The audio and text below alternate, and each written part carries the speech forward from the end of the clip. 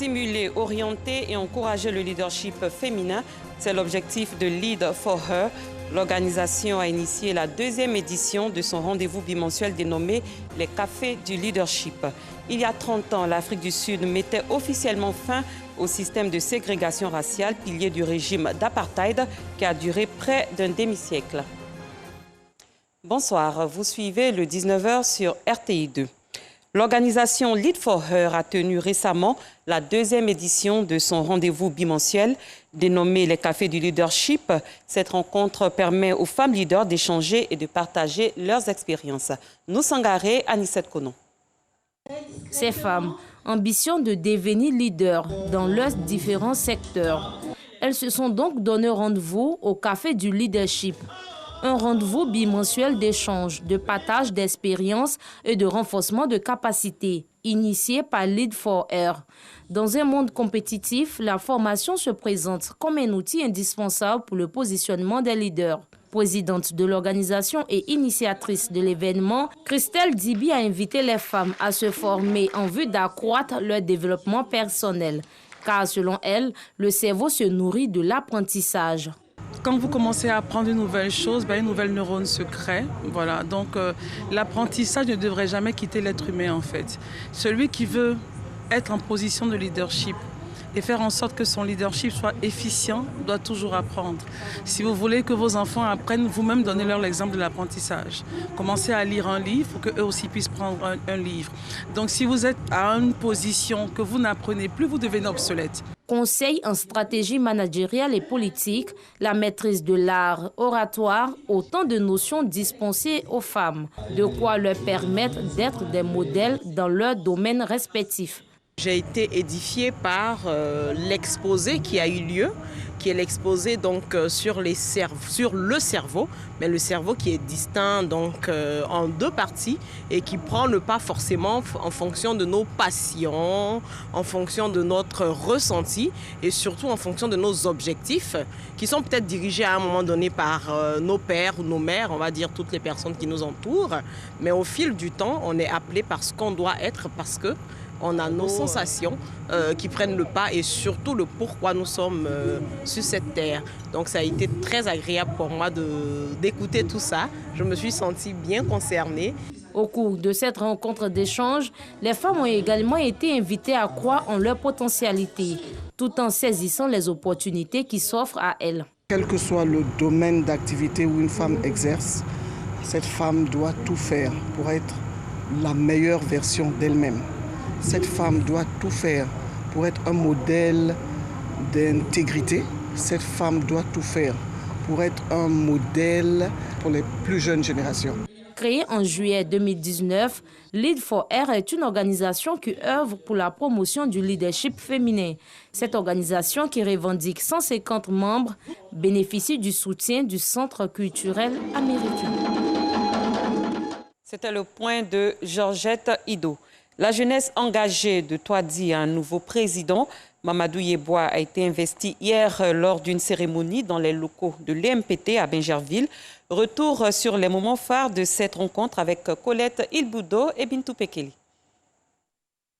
Pour mener à bien des projets, le choix de dirigeants compétents s'avère nécessaire. Cette nécessité, la jeunesse engagée de la diaspora de Taoudi, JE2T, dans le département de Bondoukou, district du Zanzan, région du Gontougou, l'a bien comprise.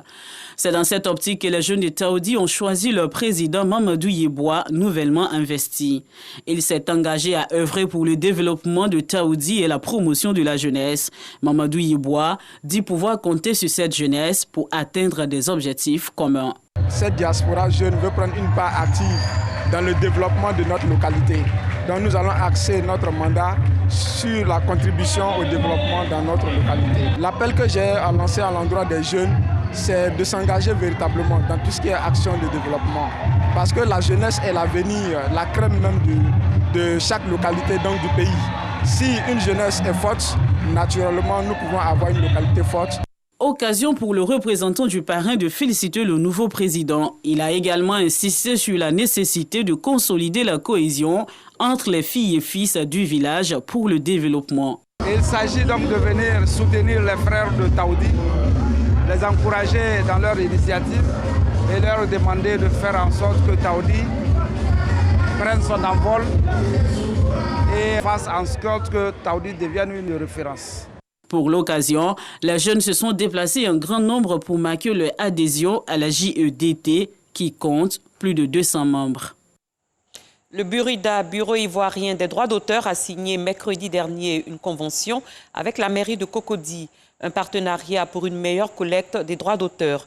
Il va permettre de faciliter l'encaissement des œuvres littéraires et artistiques utilisées lors d'événements dans la commune de Cocody. Georgette Ido. Toute œuvre artistique et littéraire utilisée lors des événements dans la commune de Cocody accusera désormais un droit d'auteur. C'est tout le sens de cette signature de convention entre la mairie de Cocody et le Burida, Bureau ivoirien des droits d'auteur. Un partenariat qui permettra de collecter des recettes à travers l'identification et le recensement de tous les exploitants occasionnels et permanents de ces œuvres, mais aussi de lutter contre le piratage. Nous sommes contents aujourd'hui et nous sommes heureux de pouvoir accompagner nos artistes par le biais du Burida et nous leur souhaitons bonne chance avec cette convention que nous venons de signer qui m'a été autorisée par le conseil municipal de Cocody. Aujourd'hui, il est question que chaque commune puisse, en fonction de ses spécificités, avoir un contrat avec nous pour mettre en place tout l'opérationnel qui doit accompagner la mise en œuvre effective de ce contrat. Et donc la mairie de Cocody vient de nous surprendre agréablement en se signalant et en étant la première des communes à nous offrir donc la possibilité de venir percevoir au sein de la mairie. Et d'ailleurs, elle percevra pour notre compte auprès de tous ceux qui viendront postuler pour le mariage. Un soulagement pour les acteurs du monde culturel qui entendent bénéficier proprement des fruits de leurs œuvres. L'artiste doit vivre de son art. Ce n'est pas ce qui est toujours fait, mais je souhaite maintenant que les Ivoiriens comprennent ça. Et ça, c'est un premier acte. J'espère que les autres mairies vont suivre. Et puis, nous en entendons beaucoup de tous les maires de Côte d'Ivoire. Comme à Cocody, en 2020, une convention a également été signée entre le Burida et l'UVICOSI, Union des villes et communes de Côte d'Ivoire, en vue d'accroître des ressources pour le bien-être des artistes de Côte d'Ivoire. Sachez à présent que la Côte d'Ivoire prendra part aux Jeux olympiques de Tokyo, prévus du 23 juillet au 8 août 2021, avec 28 athlètes répartis en 6 disciplines, annonce faite par la Direction générale des sports. Hors de nos frontières en Centrafrique, un rapport de l'ONU confirme des exactions commises par des instructeurs russes. Parmi les violations du droit international humanitaire commises par les soldats des FACA et des instructeurs russes figurent notamment des assassinats aveugles, des occupations d'écoles et des pillages à grande échelle, y compris d'organisations humanitaires. En Éthiopie, les forces loyales aux anciennes autorités dissidentes du Tigré sont entrées dans Mekele, la capitale de cette région du nord de l'Éthiopie, où le gouvernement mène une opération militaire depuis novembre. Ces forces qui se font appeler Forces de défense du Tigré. Il y a 30 ans, l'Afrique du Sud mettait officiellement fin au système de ségrégation raciale, pilier du régime d'apartheid qui a duré près d'un demi-siècle. En février 1990, le président Frédéric de Klerk, au pouvoir depuis 5 mois, a stupéfié le pays en légalisant l'opposition noire. Nelson Mandela a été libéré le 11 février après 27 ans de prison. Un an et demi plus tard, le 30 juin 1991, le système de ségrégation raciale était officiellement aboli.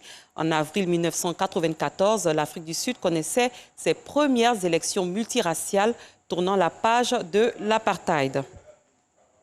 Nous restons dans la nation arc-en-ciel. La plus haute juridiction sud-africaine doit statuer demain sur une possible peine de prison pour l'ex-président Jacob Zuma, accusé d'outrage à la justice.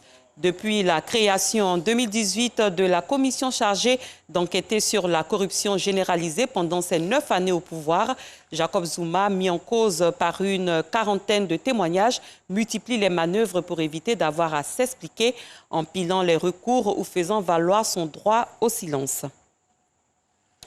Le second tour des élections régionales dimanche en France a été marqué par une forte abstention, près de 66%, et la victoire des présidents sortants, dont celle de Valérie Pécresse en Île-de-France, Xavier Bertrand dans les Hauts-de-France, Laurent Wauquiez en Auvergne-Rhône-Alpes et Renaud Muselier en Provence-Alpes-Côte d'Azur. Le Rassemblement national de Marine Le Pen n'a gagné aucune région, y compris PACA, la première région de son histoire, et a même parfois eu des résultats en recul lors de ce second tour.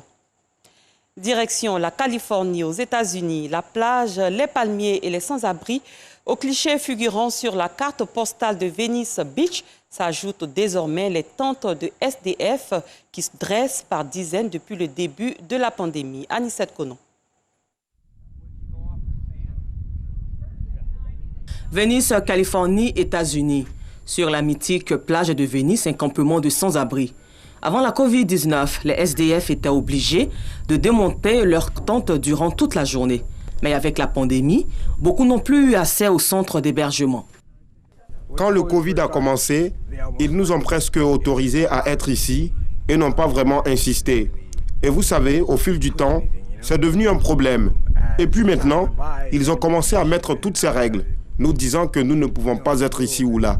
Avant la pandémie, près de 2000 SDF avaient été recensés dans les rues de la petite ville californienne.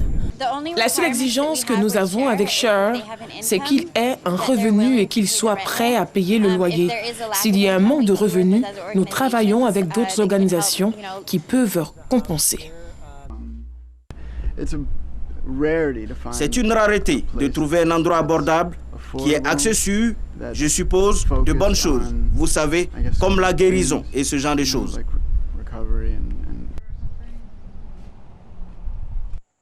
Cette édition est terminée. Merci de votre aimable attention. Très bonne soirée. Je vous dis à demain.